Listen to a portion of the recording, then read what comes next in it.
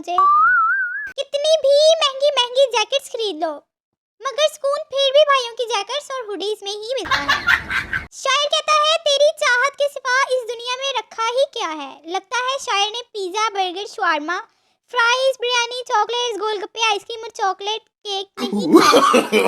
मैं कुछ खा रही हूँ, मेरे बहन भाई पहले खा लो, मुझे आखिर में दे देना। दिसंबर भी खत्म होने वाला है अब तो, और अगर पूरा साल दुख देने के बाद अब आकर किसी ने माफी मांगी ना तो मुंह तोड़कर हाथ में पकड़ा दूंगी। दिसंबर की सर्द रातें और साथ ही ठंड में ये मजे मजे की आइसक्रीम्स, मतलब आय हाय हाय हाय। हम पाकिस्तानियों की सर्दियां शादियों के बगैर इनकम्प्लीट होती हैं मुर्शद। Girls after 5 minutes of relationship, उन्होंने मुझे अपनी डीपी लगाने से मना किया है। अगर आप चाहते हैं कि लोग आपको अटेंशन दें तो घर से उल्टी सलवार पहनकर निकलें प्लीज।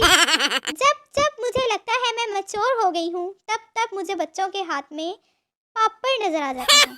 दिसंबर आधा गुजर गया है और माफी मांगने वाले नजर ही नहीं आ रहे।